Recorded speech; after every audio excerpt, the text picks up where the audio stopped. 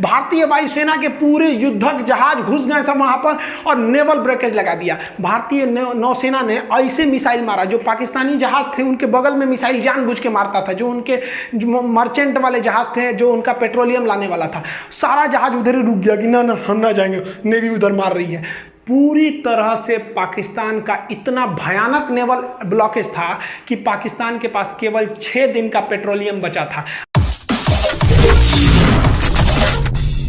ये सब तो चल ही रहा था, नेवी ने और अत्याचार कर दिया। नेवी ने अपना ऑपरेशन तलवार चालू कर दिया। ऑपरेशन तलवार के तहत भारतीय नेवी ने पाकिस्तान की ओर एंट्री मार दी और यहाँ पर जो हमारे वेस्टर्न नेवल कमांड था और साउदर्न नेवल कमांड था, ये भी घुस गया अरब सागर में। और अरब सागर में घुसकर पाकिस्तान का पूरी तरह से नेवल ब्लॉकेज लगा दिया। भारतीय वायुसेना के पूरे युद्धक जहाज घुस गए सब वहां पर और नेवल ब्रेकेज लगा दिया। भारतीय नौसेना ने ऐसे मिसाइल मारा, जो पाकिस्तानी जहाज थे उनके बगल में मिसाइल जानबूझ के मारता था, जो उनके मर्चेंट वाले जहाज थे, जो उनका पेट्रोलियम लाने वाला था, सारा जहाज उधर ही रुक गया कि ना ना हम ना जाएंगे, नेवी उधर मार रही है। पूरी तरह से पाकिस्तान का इतना भयानक नेवल ब्लॉकेज था कि पाकिस्तान के पास केवल 6 दिन का पेट्रोलियम बचा था। नहीं तो उसके बाद उन लोग गाड़ी चलाते, लोग चलाओ ससुरा तुम्हारा पास, इतना भयानक काम किया था। तो नेवी के रोल को भी हमें भूलना नहीं चाहिए। पाकिस्तान जो है वो मदद मांगने के लिए चला गया अमेरिका में। 4 जुलाई को अमेरिका में इंडिपेंडेंस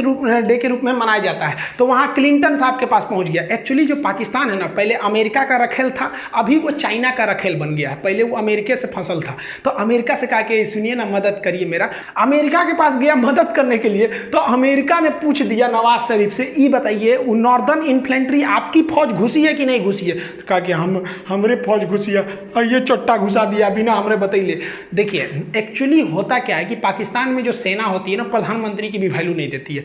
कारगिल के लिए 10% जिम्मेदार जो थे वो नवाज शरीफ थे, 90% ई चट्टा जिम्मेदार था। अपने को बहुत बड़ा समझता था, सिकंदर द्वितीय चट्टा, कहीं के फांसी लगतो हो तोरा कुछ दिन में, अस्थिर रहो यहाँ पे।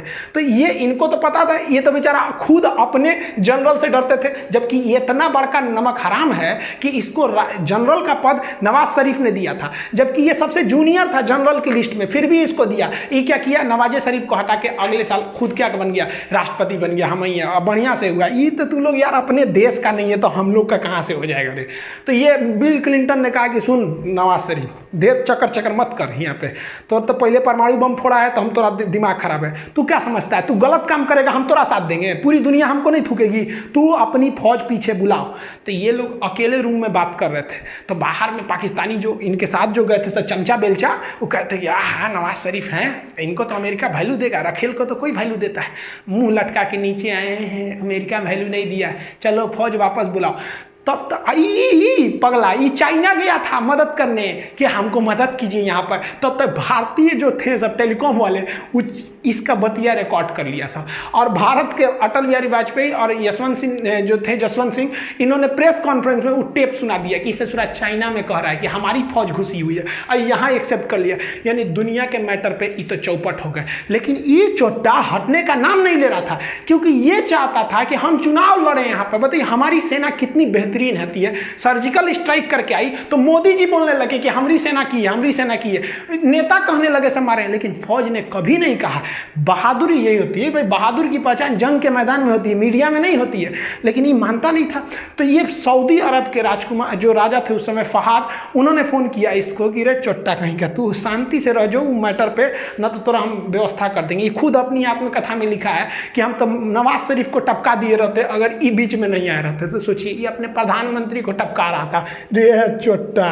सारा घमासान, ये तो वर्ल्ड लेवल पे डेमोक्रेसी चल रही थी, और उधर भारत की जो फौज ना कह के लेंगे मार रही थी एकदम बढ़िया से, और धो रही थी जब पाकिस्तानियों को ना, तब उन लोग को समझ में आया कि भाई साहब बहुत बुरी फंस गए हैं पाकिस्तान। इनको लग रहा था, ये क्या कह रहे थे कि हमने पाकिस्तान की गर्दन पकड़ ली है। अरे ससुरे तू नहीं, तू का हम लोग का गर्दन पकड़ेगा।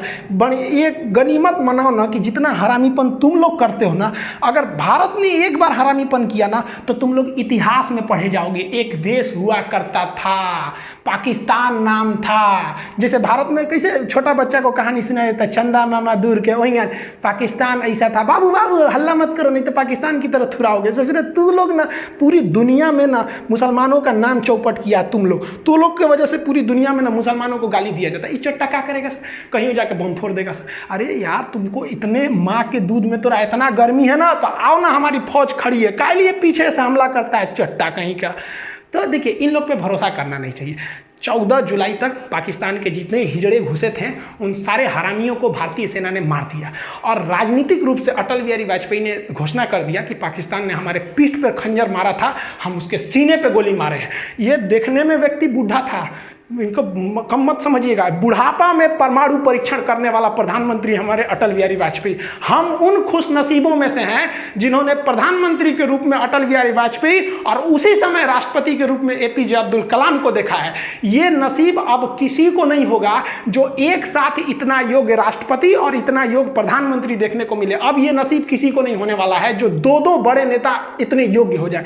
इन्होंने कह दिया 14 जुलाई को कि भैया ये ऑपरेशन हमारा विजय सक्सेस हो गया, लेकिन आर्मी ने कहा कि ना ना भाई सब पे भरोसा करना, ये पाकिस्तानियन पे नहीं। अब सेना ने एक एक करके घूमना चालू किया, कहाँ कहाँ पाकिस्तानी छुपे हैं सब। तो पूरी तरह से 26 जुलाई को सेना ने कहा कि एक को कुत्ता नहीं बचा है। इस ससुरा सब लाश लेने नहीं आया था अपनी फौज का, कह रहा था कि हमारी फौज नहीं है, जबकि जेब में आई कार्ड था कि पाकिस्तानी आर्मी नॉर्दर्न इन्फेंट्री। ससुरा कहीं अरे लाश तो ले जाते यार, हम लोग लाश दे सकते थे।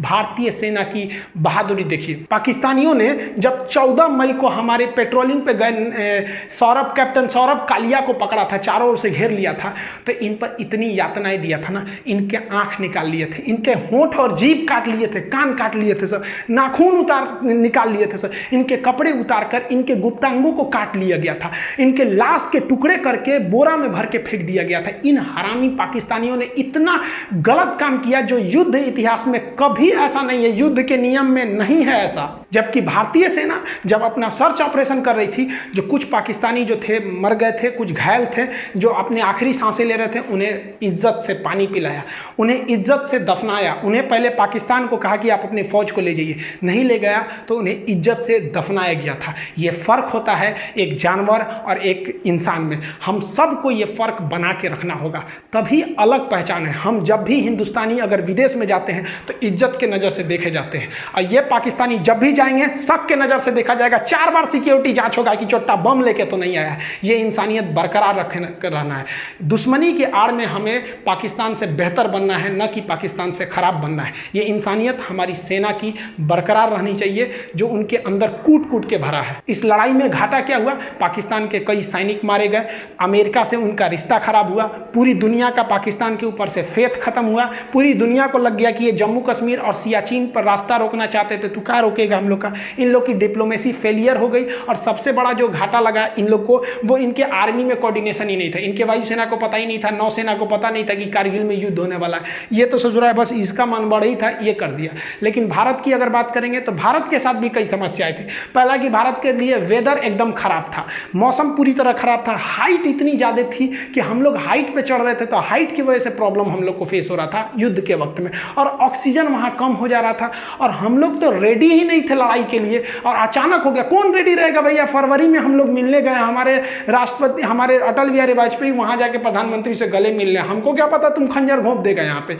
और जो हमारे लिए सबसे बड़ा फेलियर है, हम तो कहते हैं कि पाकिस्तानी की आर्मी जिम्मेदार है, लेकिन हमारे देश के इंटेलिजेंस भी जिम्मेदार है। तुम जासूस किस काम का रहे कि तुमको ये पता नहीं चल रहा है कि पाकिस्तान की हजारों फौज घुस गई, वो आर्टिलरी लेके चले आए, एमुनेशंस लेके चले आए, मिसाइल लेके घुस गए, हमारी फौज चुपचाप मुंह देख रही है। हमारी फौज तो बहादुरी से लड़ी, जो जासूस थे सब, इंटेलिजेंस, वो चोट्टे कहाँ मर गए थे सब। और ये हमेशा से यही होता है, 1962 की लड़ाई हम लोग को मुंह की खानी पड़ी यही जासूसों की वजह से। 1984 में ये ससुरे सियाचिन में घुस गए थे, फिर भी कुछ नहीं हुआ। अरे सब छोड़िए, 2008 में देखिए ना, मुंबई में जब हमला हुआ तो हमारे जासूसों को पता ही नहीं था कि कजमल के साथ घुस गया, हमला कर दिया, चोट्टा सरकारी नौकरी लेना है, कोनो काम का नहीं है सब अधिकारी, इनको ले आके हम तो रहते ना वहाँ पे, हमारे पास पावर पावर रहता ना, हम तो सोच रहे जितने अधिकारी हैं ना सोच रहे उनको जिस तरह से पाकिस्तानियों को भूने थे ना उस तरह भून देते। सोच रहा तुम क्या कर रहा है, क्योंकि हम युद्ध जीत सकते हैं। हमारे इतिहास में एक और शौर्य गाथा लिखी जा सकती है, लेकिन उन माओ की गोद जो सुनी हो गई